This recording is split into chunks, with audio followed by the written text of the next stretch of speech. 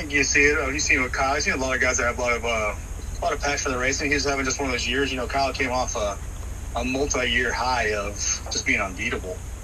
He came as just a talent player. No one could touch him. And then he just had one of those years that just nothing was going his way. And I think it was the wrong time, the wrong place. I know my dad was passing for the lead. Back to truck race when he showed up. He was the class of field. There's only a couple of drivers who really with Kyle in the truck series, and my dad was one of them. I remember the race pretty specifically. Because I watch all the time. It's on YouTube all the time. It pops up in your feeds. And my dad went to go past him. Kyle did the normal cup race and take the air off. You squeeze you. When he did, he got my dad loose. My dad got into a little bit, and caution came out for another reason. And I think Kyle it all bowled over the same time. He took all his aggression out for the whole year on my dad. And did at the time, a pretty immature move, and you could possibly kill someone the way he did it when you right rear somebody under caution. And unfortunately, they weren't going slow. The caution just came out, and they were still going about 130 mile an hour when he tried to wreck my dad all the way down the back straight and finally caught him the right rear and wrecked him.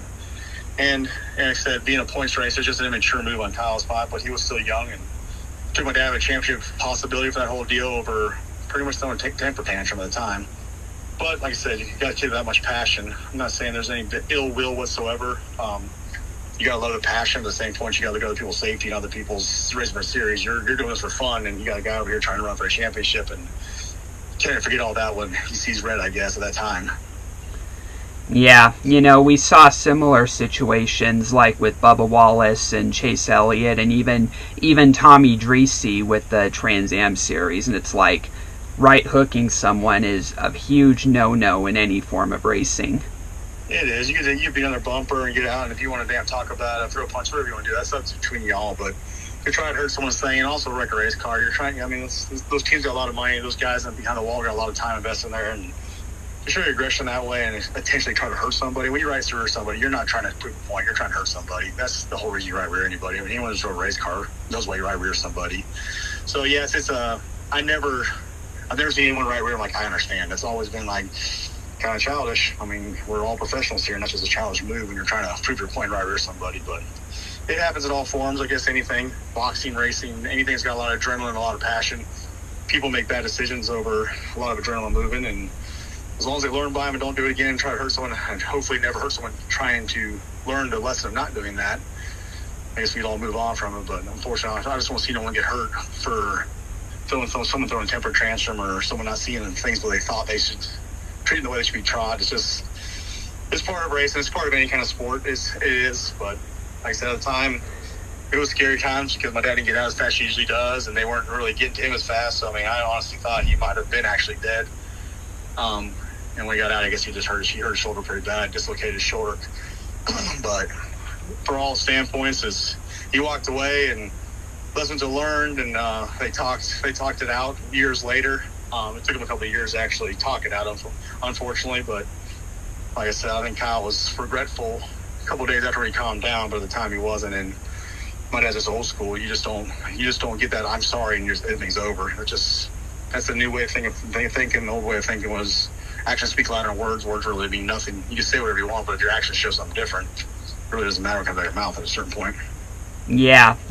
I really admire, though, that your dad eventually, once they spoke it out and Kyle stopped sort of driving that ultra aggressively, I'm very impressed that your dad was able to forgive him, Yeah, my dad's an aggressive driver, too, especially back in the beginning of the truck series, and when he was racing on the West Coast, he was an aggressive driver too. Never to that extent aggressive, but so he understood it, I think, to a degree. I think he was just more aggravated. There was no remorse at the time. It took Kyle a couple of days to get the remorse of, I could possibly get hurt. But that's something that aggravated him more than anything. Not trying to speak for him, but just knowing my dad as well as I do. That was probably more the disappointing thing for him, was just the lack of respect and the lack of resentment. Yeah, so it was more than around, it wasn't really the championship that made him mad. It was the fact that Kyle didn't have remorse and didn't try to reconcile with him personally until NASCAR told him to, right? Yeah, I'm sure some of the championship was there also. You never go somewhere for fun and then take someone's contention and making a livelihood doing that. Kyle was making his money doing cup racing. The truck racing was more fun for him. So it's always aggravating when my dad was doing that too. My dad always raced different. My dad didn't race for the money. My dad raced like that. My dad came up racing to pay get food on the table. So my dad, we always call my dad a trophy racer. He didn't race for the money; he raced for the trophies. Even when he raced back in his early days, when these other drivers were making X amount of dollars, my dad never got paid the X amount of dollars because that's not what he was there for. He didn't come from the business side of it. That I'm worth X amount. He goes, I just want to race. And I just want to pay my bills. So that's probably more evident. And it's just like the lack of respect of that side of it was. You're in here for fun, and here you are costing me a possible championship, another championship. That would give him 5 championships out of 4. Which is a feat hard enough to beat already. I think he still owns the most championships in the truck series now, and if he had 5, it'd be even harder for someone to break that stride. Yeah, I know what you mean. So your dad ended up driving for like a couple small truck teams afterwards when KHI shut down, and got into it with Darrell Wallace Jr., but I do see a difference between how your dad handled it and how Kyle handled it, because when your dad got into it with Wallace, he was immediately remorseful and even went to Wallace's pit stall in case Wallace wanted to talk with him. You know what I mean? Absolutely. He did the same. He right-reared, and he knew exactly what he did was wrong. Like I said, I'm not saying that what he did was any better than what Kyle Busch did. They were a Rockingham, lots slower track, but still doesn't make an excuse for it. Like I said, right when he did it, he had the radio communication. He said around the radio. That was stupid. Tell him to get on and spin the rest of the race. I mean, he immediately once it did it, and he did that. He was remorseful, but like I said, it's all about the sport. I mean, you get so much involved, and so much aggression, so much blood pressure, so much everything going on. I think sometimes you see red, and he's guilty of it too. So like I said, I wasn't bashing Colin, bashing any driver does, including my dad. What he did, he knows what he did was wrong. It just, like I said, it's the old way of thinking. You own what you do. So as long as you're not saying it makes it any better, but at least own it. Don't make excuses. Own it and move on. So if you can fix it, if you can't, then expect to get it back type deal. Yeah, that's for sure. So, your dad ended up wrapping up his racing career with Curtis Key and the TMG Motorsports Group team, and ran a race and then struggled. How exactly did that play out as you remember? So I know when that deal shut down at Turner's, he was running good in points. I think he was 3rd in points at within 6 points of the championship when Turner shut down. And Curtis called him up, like, hey, you want to drive my truck a couple races? And Curtis was honest. He knew his stuff wasn't nowhere near the Turner level or some other levels of these higher-end teams, but he was trying to extend the hand to my dad. My dad was definitely appreciative of it. It was just a different thing. Like I said, that's towards the end of his career where, I said, when you're down a little bit on the motor, a little bit of body, you just couldn't make up for certain things. And they were just down. They were a little on the lower budget side than some of the teams that were in the top 10. So he didn't show the performance he normally would. And it just didn't really work out, which, like I said, he wasn't driving for Curtis. It was more of a, hey, I got races open. You want to come race some races, have a chance at the championship still. And it just didn't work out for it. And the situation just didn't work out at the time. Yeah, I understand that completely. You're not a race driver if you go out just for the purpose of running laps down for a paycheck, Yeah, I mean, that's what people do that. And that's not saying it's wrong or right, but like I said, he's a trophy racer. So, I mean, he'll take the lumps when he's not on par, and he expects the same with the teams, and that's how it's always been. So how he ran his own race teams, how he ran my race team. You work together and build like that. And like I said, that was towards the fall, and that really wasn't, like I said, it wasn't like a signing a contract for go do something. That was more of a, hey, I got 2-3 races open. Let's see if we can do something together. And it just didn't work out. Got it. That makes sense. So even though that was sort of the end of your dad, or not sort of, that was the end of your dad's NASCAR career, is he satisfied with it, even though he wasn't really with the competitive team during the final years of it? I think for years he kind of wasn't. He's came to remorse. He's came to fruition now with everything, just because, like I said, he has accomplished a lot. And I mean, he'll always go down, as we talk about truck racing. His name will always be a part of some conversations. He owns 90% of all the records in the truck series. But it took me years. So, I mean, he wanted to go out on his own terms. And since he didn't get to, I think he had a little bit of remorse for a while. But I think you can start really sitting back for a couple of years later and really thinking about what you accomplished. And to this day, you had, like, Suarez coming over here and learn how to restart for my dad, and helping out Ross Chastain. And Josh Chastain had a problem back before he got cup race, and he'd call my dad. So he was still involved, just not on the forefront. And my dad never needed, even to this day, he never did in racing when he was actually on top of his game. He never needed that pat in the back, say my name every time on TV. He's more behind the scenes guys want to help you out because I want to help you out. any kind of recognition for this. I don't want you to go brag to anyone. I just want to help you because I'm a personally nice guy. I want to help you get better.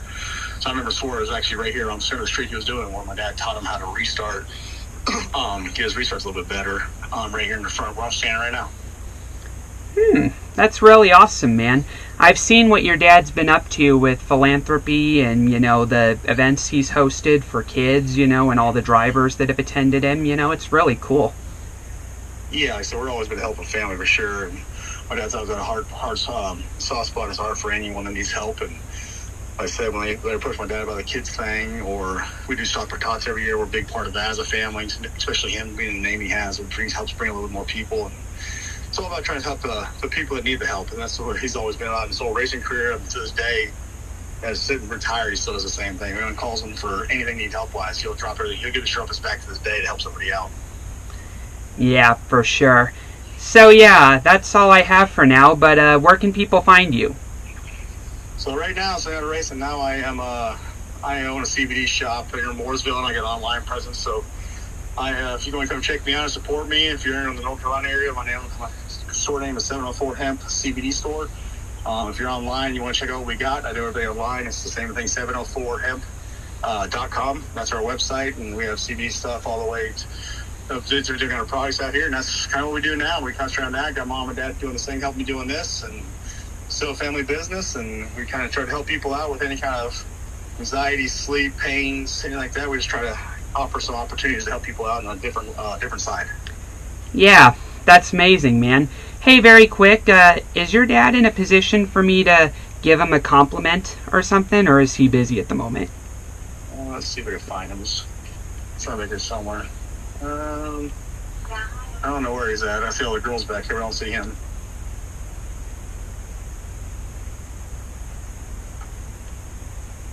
Oh, 1 second.